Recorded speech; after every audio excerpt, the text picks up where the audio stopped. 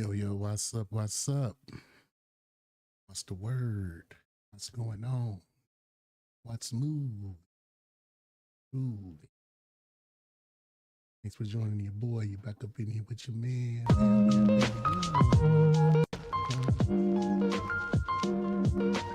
Representing these side odds, because these side is odds. Continue to stand 10 toes down on them 10-foot ground. Just thought I'd tune in this evening, man. Come pick at y'all for a second. See if y'all really know what's happening.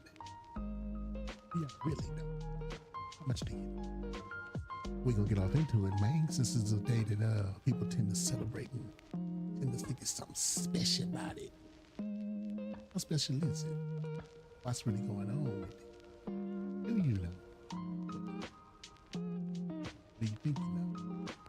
I got a better question for you. Do you even want to know? On me? This is going to blow your mind. Once I promise you.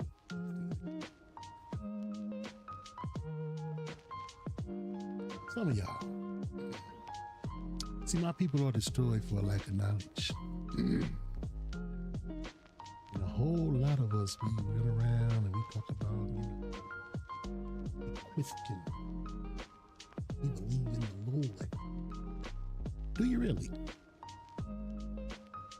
Is your drum major for justice? Because there is no justice for just us. I question. Devotion. We're going to get off into it because we got to get off into it because I have a responsibility to make sure my people know. So, since all of y'all think that this is ho, ho, ho, green giant, ho, ho, ho, Merry Christmas, let's get off into it. What do y'all really know about what you celebrate? Do you know anything about what you're doing? Because we tend to not know as a people. 7 candles, baby. Let's get off into this stuff, man. It's so much to discuss, so much to talk about. Once upon a time, Christmas was illegal in America. Back in the day, the Puritans weren't exactly fans of decking the halls. They saw Christmas as a pagan holiday, way too wild and unholy for their taste. From 1659 to 1681, celebrating Christmas in Boston could land you a fine. But why? The Puritans believed that Christmas had no biblical basis. Instead, it was linked to ancient Roman festivals like Saturnalia, known for their less than pure festivities. It wasn't until 1836 that Alabama became the first state to declare Christmas a legal holiday. Yeah, good old Alabama. Are y'all listening? Yeah, your Christmas was illegal in the United States of Amnesia for a very long time. Let's keep going. Yes, Alabama. And it took until 1870 for Christmas to become a federal holiday. So next time you're hanging ornaments or caroling, remember, you're participating in a tradition that was once on Santa's naughty list. Crazy, right? Drop a comment if you knew about this, and don't forget to like and subscribe for more surprising history facts. On them plantations, Now, was that really all that surprising? Let's keep going. Christmas was used to lower us to sleep, lower the slaves to sleep. So them slave masters, them slave owners, they would allow us extra rest. They would allow us extra portions of food.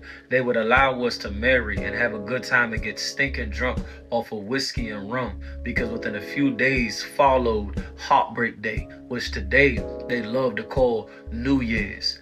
Well, on New Year's, slave owners would wait, plantation owners would wait until the holidays would pass, so that when the holidays pass, they could pay their debts by breaking apart your family and selling your black behind. This is what they called Heartbreak Day. They would allow you to believe and associate freedom with excess. So they allowed you to get drunk so that you could forget.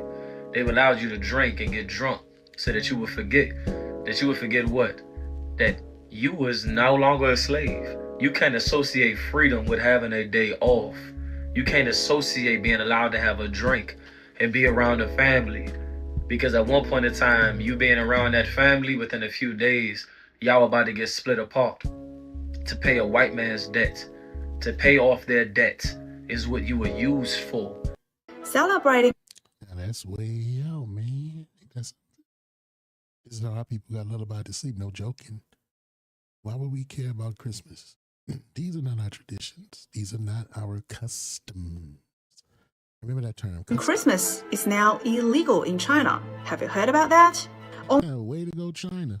On December 19th in Chengdu, China, a man invited a few friends to a Christmas party through WeChat. Just hours later, the police showed up, calling it an illegal activity.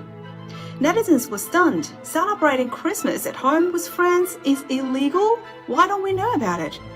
And another question, how did the police even know there was a Christmas party? Turns out, WeChat messages are monitored. Restrictions on Christmas celebration in China are nothing new. Decorations and events have been banned in schools and public spaces for years. What do you think?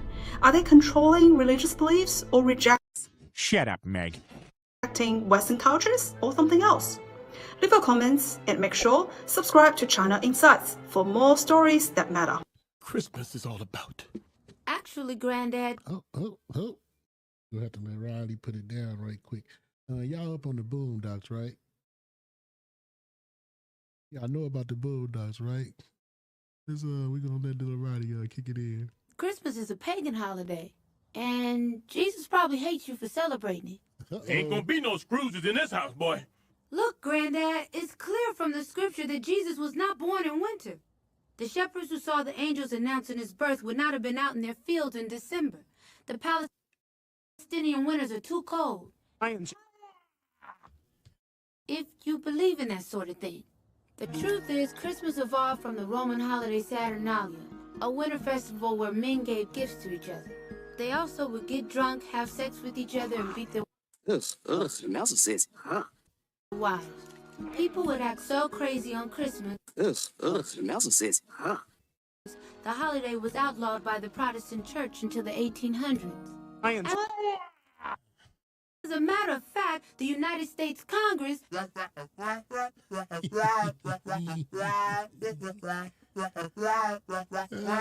Lord have mercy, dog. On record. Let's keep going. Christianity. The church Oh, too far ahead. Let's take it back. This is a very old documentary. Y'all can look this up for yourself. Matter of fact, I'll put the link to the documentary in the description. I'll put the link will be connected to this video. Y'all see what it says though, right? The unwrapping of Christ man. Let's get off into the excuse me. Let's get off into the origins of this origin. They're more profane fornicator than Esau. Let's go.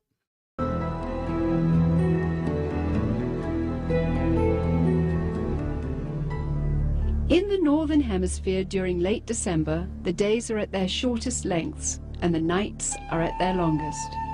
For those of the pagan world, this has always been the greatest time of the year to celebrate and practice the works of darkness. The pagan calendar identifies this period as the winter solstice. It was during the pre-Christian midwinter pagan celebrations of Scandinavia's Norsemen where today's Christmas traditions began. As a means of honoring the pagan sex and fertility god Yule, a 12-day celebration during the month of December was inaugurated. On the 12th day of Christmas, my true love sent to me. How many of y'all remember that song? Yeah, there's supposed to be 12 days of Christmas. Why? Because it's rooted in this folly. Let's continue. A large single log considered to be a phallic idol was lit on fire and kept burning for 12 days. Animal or human sacrifices were offered in the fire on each of those days. The tradition of the Yule log, ladies and gentlemen. When I was a young man, they used to have it on Channel 5 on Christmas Day. They would have a Yule log burning on there, and you would just see the log just burning, everlasting burning, and they'll play Christmas carols through the whole thing. A lot of y'all that's at least in your 40s probably remember that. But real talk, man, this is where these traditions find their origin, in the worship of pagan gods. Yule is a god. Keep listening. Wild, delirious reveling accompanied the daily sacrifices as drunken participants defiantly strove to make contact with spirits. 1,000 miles away in pre-Christian Rome, celebrants were paying homage to their own gods during the winter solstice. Witchcraft traditions hold that a number of pagan gods were given birth during this period, including Dionysus, Attis, and Baal, chief male god of fertility and licentiousness. Another pagan god from Persia, identified as Mithra, was said to have been born specifically on December 25th. Mithra was the god of the unconquerable sun, the god of the light between heaven and earth, worshipped at that time by an influential Roman cult. His birth symbolized an end to the long nights and a return to the dominance of the sun. During the month-long winter solstice celebration, courts in Rome were closed. Any and all crimes were allowed. Homosexuality, cross-dressing, and uncontrolled Ugh, the mouse says, huh? Ugh. You heard what they said, right? Ugh, the mouse says, huh? Yeah, this is the tradition that y'all keeping alive right now today. 12 days y'all supposed to be, this is what was going on, and this is what is rooted in. Nothing to do with Christ. Let's continue. debauchery reigned supreme. Rome's order was turned upside down. Even children were allowed to join in the drunken orgies as part of the Juvenalia celebration. By 270 AD, the Roman Emperor Aurelian had made it official, setting aside a 7-day period from December the 17th through the 24th, culminating in an exchange of gifts on December the 25th to celebrate. This is not our tradition as a people. The more we go out of our way to assimilate with customs and traditions and cultures that are not ours, or not the origin of our mothers and our forefathers, the more we degenerate and denigrate. It's like we go backwards, man. Y'all don't see at this point, you trying your best to follow after traditions that are not yours. Has it led to any kind of liberation for us on any level?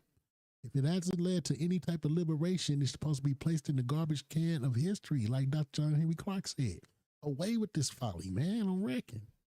Celebrate the birth of the sun god. This Roman orgy to end all orgies later became known as Saturnalia, in honor of the god Saturn, the god of excess.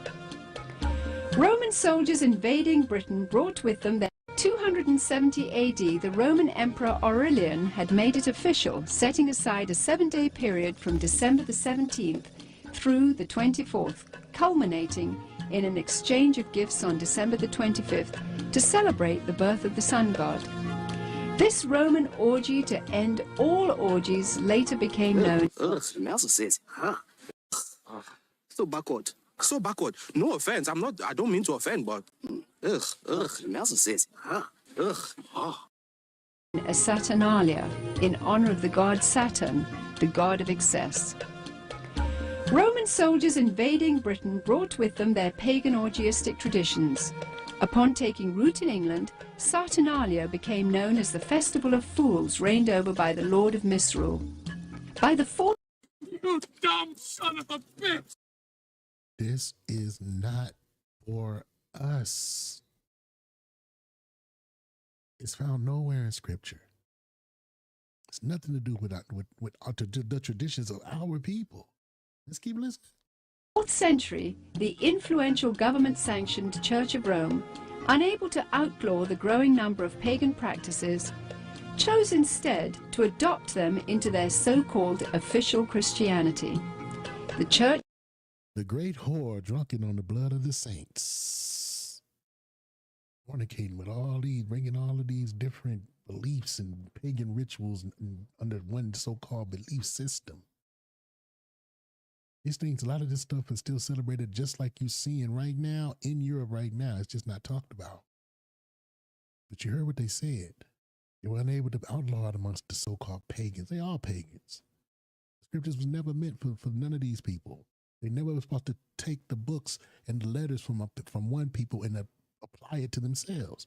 Ridiculous. It was never meant for them. But none of this, they say it's theirs. They claim it's part of that. They somehow adopted it to their beliefs. And then you couldn't get all of your heathen brethren to do it with you. So instead of outlawing and trying to go against them, you know what, we're going to just start incorporating all the heathen and pagan rituals into our Christianity and make this Christianity thing work.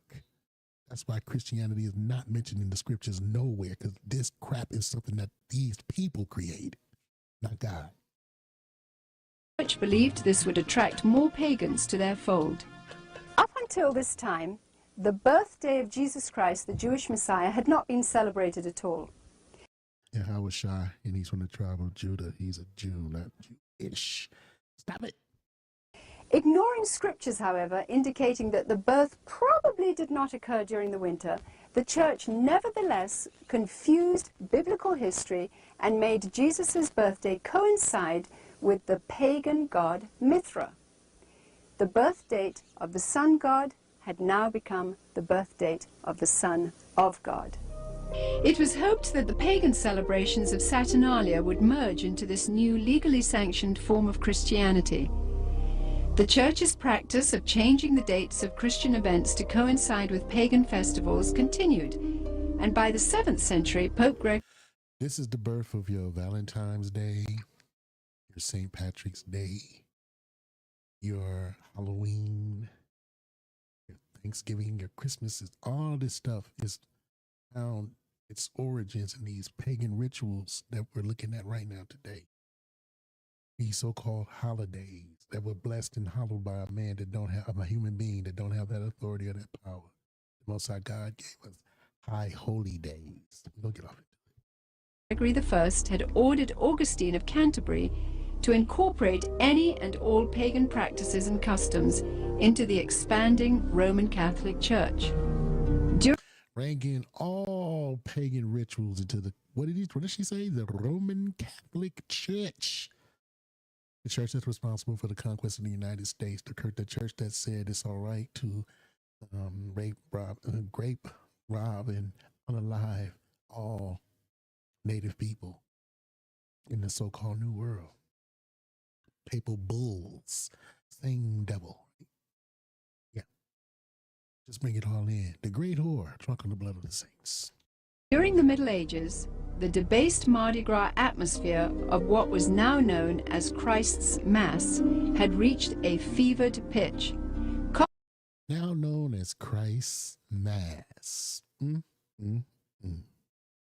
Completely founded in debauchery and profane fornication. That was Christ's Mass. Common practices included open sex in the streets, rioting, murder, and a number of pagan druidic Halloween rituals. This So backward. So backward. No offense. I don't mean to offend, but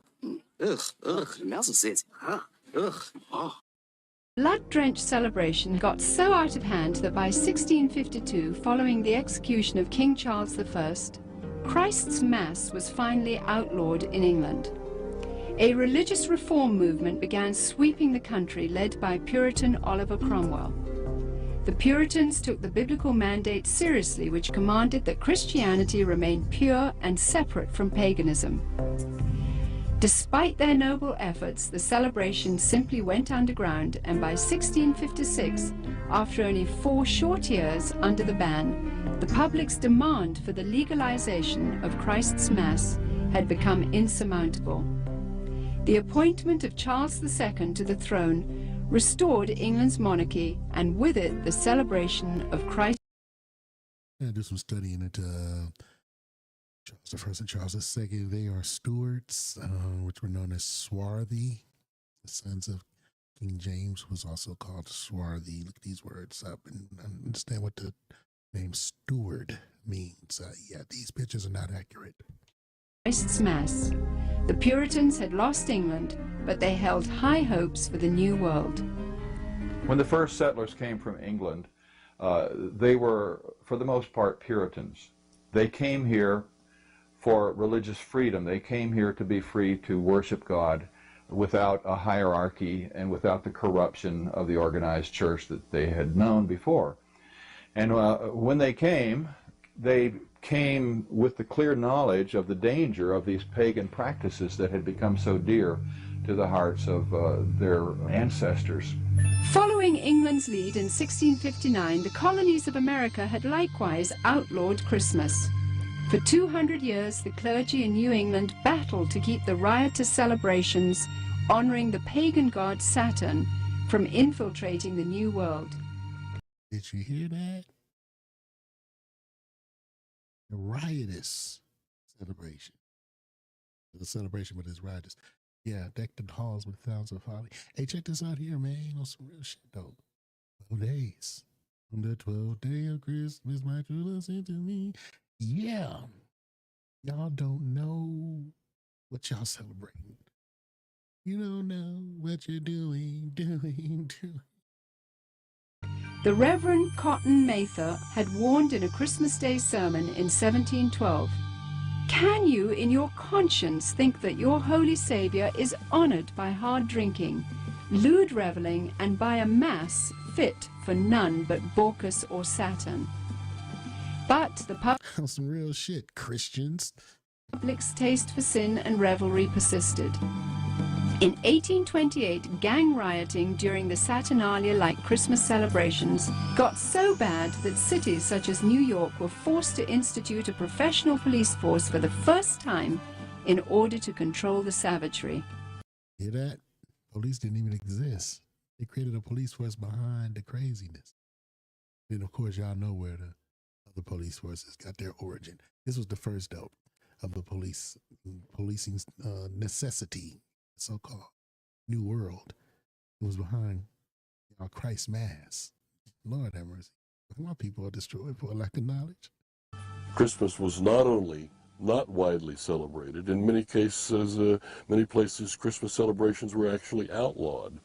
And this was because of the attitude of many of the churches who regard... This is a very old video, folks. This is it's like from the 1980s at least.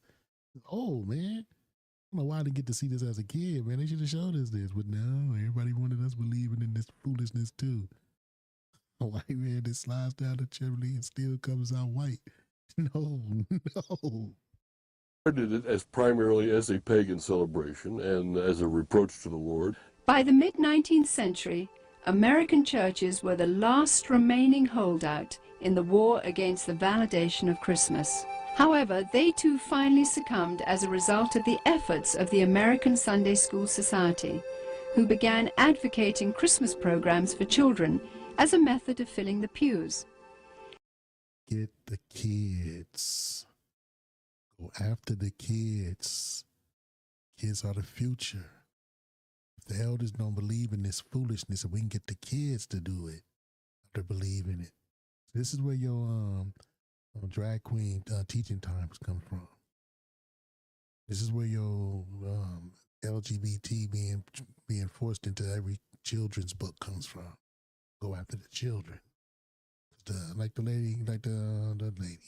Like the person said, we're dinosaurs. As elders and know that this is crazy, we're going to die out eventually. But if you can get the kids, I think this is new. Look at this. What did they do? It was illegal here. How did they try to get it, bring it in and popularize it? They went after the youth. The society argued that children could be taught about the birth of Christ through the reenactment of the Nativity. They also offered candy and treats to the children as a means of enticing families into accepting the holiday, despite its notorious history and blatant pass out candy to the kids. Sound familiar? Pagan roots. The successful technique of bribing children with candy would later be used on an unsuspecting American populace in the effort to promote the acceptance of the pagan rituals of Halloween. However, it was the work of England's most popular writer, Charles Dickens, whose ghostly 1843 book, A Christmas Carol, cemented the Christmas holiday in the hearts of Americans forever. Dickens' well-loved story made the pagan Christmas feasts, shining trees, glittering shops, and family warmth irresistible to those wanting to experience the holiday. Coming to America in 1867 to promote his work, Charles Dickens packed theatres as he read his story to cheering audiences around the country. A Christmas Carol gripped America and destroyed any final attempt to stop the evolution of Christmas. By 1875, the Puritans had been beaten, and by 1890, all American states had voted to make Christmas a legal holiday. It took all the way till 1890.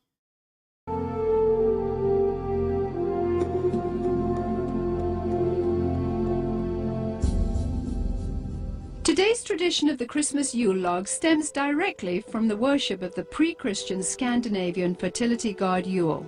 The burning of this phallic idol is also responsible for the concept of the 12 days of Christmas, which represented the 12 daily sacrifices offered up in the Yule log's flames. Another good example of the pagan elements of Christmas is the whole concept of Yule and the Yule log. The very term is derived from the Norse god Yule, spelled J-U-L. And every year around Christmas time, a huge log was cut down and fashioned into a fertility symbol and then burned for 12 days. And on each successive day, a new sacrifice to the god Yule was performed in the fire, and a new sacrificial victim was burned to death. Sometimes, but not always, the sacrificial victims were human beings. And the whole notion of the 12 days of Christmas also comes to us from this Norse pagan tradition. In an attempt to blur the origins of this horrific ritual, the Church of Rome placed the first day of the Mass of Christ on December 25th and the 12th day on January the 6th. Despite no scriptural references for January the 6th, it was selected as the day the wise men supposedly arrived to offer gifts to the newborn Christ. This day then... Look it up. They say it is their divine right to change the laws of God. It's in the documents of the Catholic Church. Real talk. But let's get off into these other. Get a little further. King George I, himself of German extraction, brought the custom to Victorian In English. Light does not resist. Similarly, mistletoe, when used in the casting of Wiccan or Druidic spells, could render a woman helpless and open to sexual exploitation. It's amazing how so much about these pagan rituals are so tied and wrapped into fornication. Is there a more profane fornicator than Esau? For one Muslim, he sold his birthright. Hey man, you can match this shit up like fingerprints if you really just know how to read the signs. This is where we get our custom of hanging mistletoe in doorways today, and if a woman is caught underneath, she may be kissed and must not resist.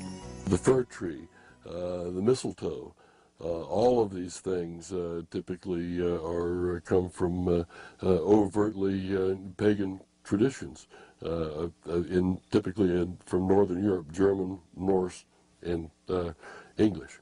Likewise, evergreen trees have always represented sex and fertility in pagan cultures. During the winter solstice, trees would be chopped. Did you hear that? Trees have always played a role in pagan rituals. Let's keep listening. Down, brought inside, set up, and decorated as idols for worship. The Christmas... Oh, they would be chopped down, set up, and decorated for idol worship. That's what the scripture says here. What does it say? Thus saith the Lord, learn not the way of the heathen, and be not dismayed at the signs of heaven, for the heathen are dismayed at him. For the custom of the people are vain. One cutteth a tree out of the forest and worketh with the hands of the worksman with an axe. They deck it with silver and gold. Then they fasten it with nails and with hammer that it move not. Check this out here, man. Ain't that what this lady just said? Didn't she literally just say that exact thing? One more time for the hood, right, Boo? Traditions, typically from Northern Europe, German, Norse, and English. Likewise, evergreen trees have always represented sex and fertility in pagan cultures. During the winter solstice, trees would be chopped down, brought inside, set up, and decorated as idols for worship. The Christmas tree was Cut it out of the forest, decked with silver and gold. The way of the heathen. This is not our traditions, man. We need to give all, if we give all this shit back like we supposed to, our God will bless us and deliver us from this foolishness, man. My people come out of her. Babylon is full of plagues. Oh, y'all love this. Y'all love it. was regarded like the mark of as the a sacred tree. The pagans of Northern Europe typically worshipped trees. They regarded trees and groves as sacred. So the bringing of the tree into the house would be a way of bringing this supernatural source of blessing into your home. That was the whole idea, that there were spirits who resided in the trees. In the Middle Ages, the tradition of the winter solstice Christmas tree primarily took root in Germany. During his reign, King George I, himself of German extraction, brought the custom to Victorian England. German immigrants settling in Pennsylvania did the same in America during the early 1800s. In 1848, the London Illustrated News published this famous engraving depicting Queen Victoria and her royal family beside a decorated Christmas tree. And within a few years, nearly every English household had their own tree in allegiance to the monarchy. By 1900, the U.S. Forest Service estimated that at least 1 in 5 homes in America had adopted the Christmas tree tradition.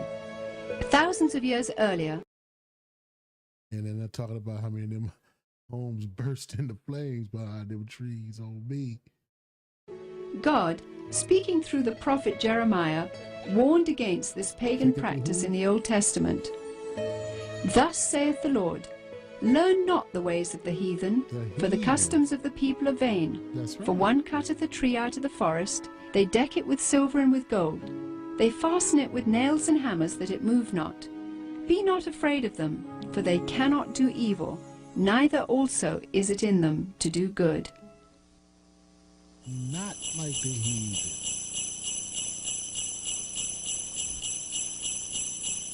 Hey man, I look. Hey. Yeah. I think that's kind of like says it all. Okay. But before I cut out of here, man, I want to show you more. Good look. They read there, John the 10th chapter 2. And it was at Jerusalem, the what? Feast of the Dedication. And it was winter. And Christ walked in the temple. Christ kept the Feast of Dedications. You're supposed to be Christ-like. Christ kept the Feast of Dedications. You are supposed to be Christ-like, Christian. None of you keep Feast of Dedications. All of y'all celebrate Christ Mass. Who much is given, much is required, said the Most High God. That's what led Maya Angelou to say, when you know better, do better. Can't say you don't know after watching this video. I just gave y'all a whole lot of food for thought right there. Craziest thing about it is this is not new information. Not new. A lot of our people know this stuff, man. They just choose to keep the tradition alive. The scriptures talk about how God feel about our holy days, our tradition days. I need to really read that book, man. Understand what y'all doing. I don't know what y'all doing. Hey, man, but it's been fun, man. Love y'all to death, love y'all to life. I hope y'all got something out of that y'all can learn from. Hey, man, like, share, subscribe. Tell your peoples, man. Hey, drop that donation if you got it too, man. That's a tax deductible donation. That's right there. Hey, man, I love y'all to death, love y'all to life, because we're living to die and we die to live again. 360 degrees, comprehend. Whether we here in the kingdom, we'll see y'all. Talk then. I'm wrecking. Till then, man, hey, I love y'all, man. Keep breathing. It's an opportunity to get it. You're going to get it right one day. But until then, man, y'all keep it safe and keep it lovely, man. Missing y'all.